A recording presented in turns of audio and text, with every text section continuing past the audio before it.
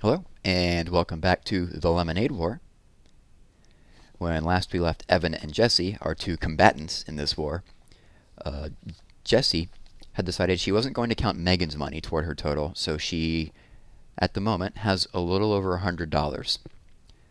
She snuck into Evan's room just to make sure that she was ahead and realized she is ahead, but only by a very small margin.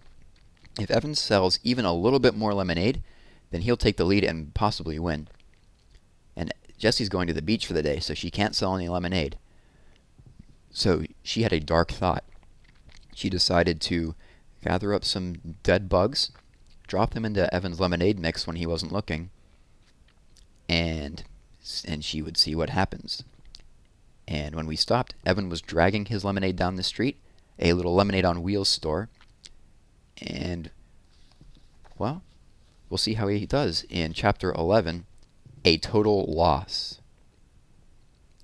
And that means goods so damaged that there's no point in repairing them, or they can't be repaired at all. The first cup was an easy sell. The second cup, too. It was on the third cup that a little girl, about 6 years old, said, "Ew, there's a bug in my drink." Then her brother said, "There's one in mine, too." "Gross," said an older boy on a skateboard. "There are like 3 in mine. I want my money back, man," he said, dumping his lemonade on the ground. The mother of the little girl and boy looked into their cups carefully. "I think you need to check your lemonade, honey," she said to Evan. Evan unscrewed the cap, and everyone looked in. The surface was swimming with dead bugs, fruit flies, worms, and a soggy brown caterpillar. "Oh my goodness," said the mother. The boy started spitting on the ground like he was going to die. The girl started wailing, "Mommy, I drank bugs! I have bugs in my tummy!" Evan couldn't believe his eyes. How did this happen? Did they crawl in somehow? They couldn't have. He had screwed the lid on too tightly. He was sure of it.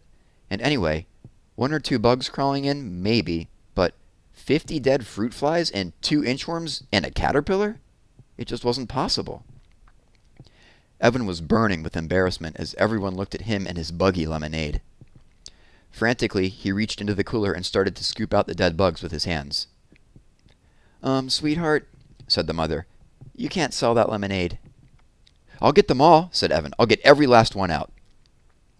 "No, dear," she said. "You really can't. You need to dump it out." Evan looked at her like she was crazy. Dump it out? Dump it out? He'd spent $40 of his hard-earned money on that lemonade and another $1 for the cups. He wasn't going to dump it out. "I'll do it at home," he said. "No, you should do it here, I think.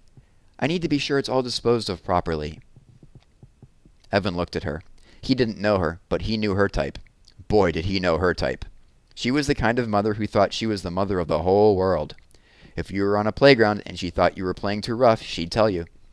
If you were chewing gum in line at the 7-Eleven, she'd say, "I sure hope that's sugarless."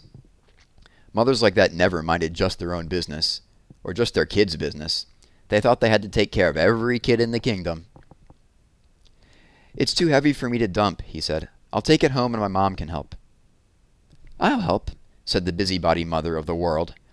"All we need to do is tip it a little." She grabbed one handle of the big cooler. Evan had no choice but to grab the other handle. Together they tipped, and the lemonade poured out of the top of the cooler. They poured and poured and poured. The lemonade sparkled in the sunlight like a bejeweled waterfall, and then disappeared without a trace, soaking into the parched September grass. As the last sluice of lemon slipped out of the cooler, a slick of mud poured out. "Oh my goodness," said the mother. Evan couldn't believe it. He couldn't believe how quickly his victory had turned to defeat. It was just like the lemonade. It had disappeared into the grass, leaving nothing behind. A total loss. The mother smiled sympathetically as Evan returned her $2. The skateboard dude had already skated off with his refund. There was nothing to do but go home. Evan walked slowly, dragging the wagon with the empty cooler rattling inside. With every step he took, the wagon handle poked him in the rear end. Step, poke, step, poke. He felt like someone was nudging him forward. "Evan, Mom wants to see you in her office right away." That had been weird. His mom had had no idea what he meant. "I didn't call you. I didn't call anyone," she had said. "I've been on the computer." "Evan, Mom wants to see you." He had been coming up the stairs. Jessie had been in the garage. She had looked anxious. "Right away," she had said. Evan stopped walking. He stared at the empty cooler. Then he started to run. The wagon bounced crazily along the uneven sidewalk. Twice it tipped over. What did it matter? Thought Evan angrily. There's no lemonade to spill. By the time he got home, he had it all figured out. He looked in the kitchen trash bag and found the 3 Ziploc bags, inside out and sticky with lemonade. He shook the fruit bowl and noticed how few fruit flies took to the air. If he'd had the right materials, he would have dusted the cooler for fingerprints. But there was really no need for that. He knew what he would have found.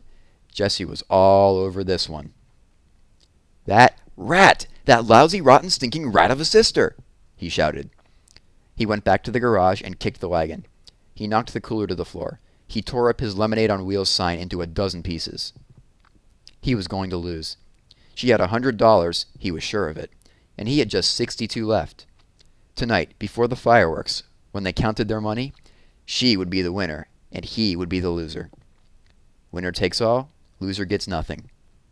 It was so unfair. Evan stomped upstairs to his room. He slammed the door so hard it bounced open again. When he went to close it, he was staring across the hallway, straight into Jessie's room.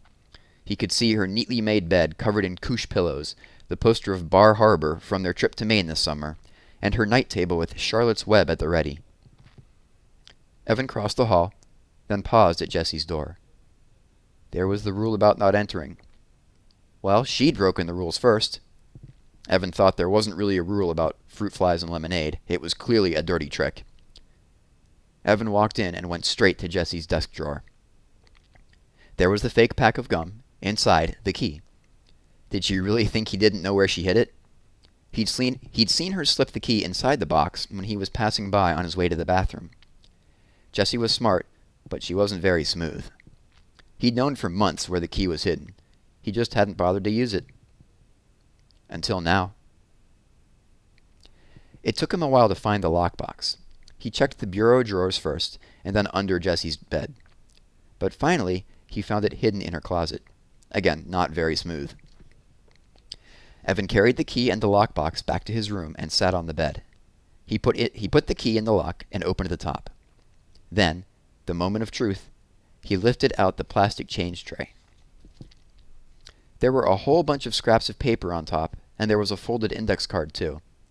Evan moved these aside and found a $10 bill paperclipped to a birthday card. Under that was an envelope labeled Pre-War Earnings, with $4.42 inside it. That was the money Jessie had had before the Lemonade War began. She'd kept it separate, just like she promised. Next to it was a fat envelope labeled Lemonade Earnings. Evan opened the envelope. Inside, the bills were arranged by 1s, 5s, and 10s. All the bills were facing the same way so that the eyes of George Washington, Abraham Lincoln, and Alexander Hamilton were all looking at Evan as he counted out the cash. $208. There it was, the winning wad. Evan thought of how hard he'd worked that week, in the blazing sun, in the scorching heat. He thought about the cooler full of lemonade pouring into the grass. He thought about handing over his $62.11 to Jessie, and how she'd smile and laugh and tell everyone that she had won the Lemonade War. The guys would all shake their heads. What a loser. Megan would turn away. What a stupid jerk. Evan slammed the lid of the lockbox shut. He stuffed the envelope into his shorts pocket. He was not going to let it happen. He wasn't planning to keep the money, not for good. But he wasn't going to let her have it tonight. When it came time to show their earnings, he'd have $62.11, and she'd have nothing. He'd give her the money back tomorrow, or maybe the day after that, but not tonight. He suddenly felt a desperate need to get out of the house as fast as he could. He shoved the lockbox back into Jessie's closet, and the key back into the fake pack of gum. "Hey, Mom," he shouted, not even waiting for her to answer back. "I'm going to the school to see if there's a game, okay?" And we will pick up with Chapter 12 next time, Waiting Period. Thanks for listening. I'll see you later.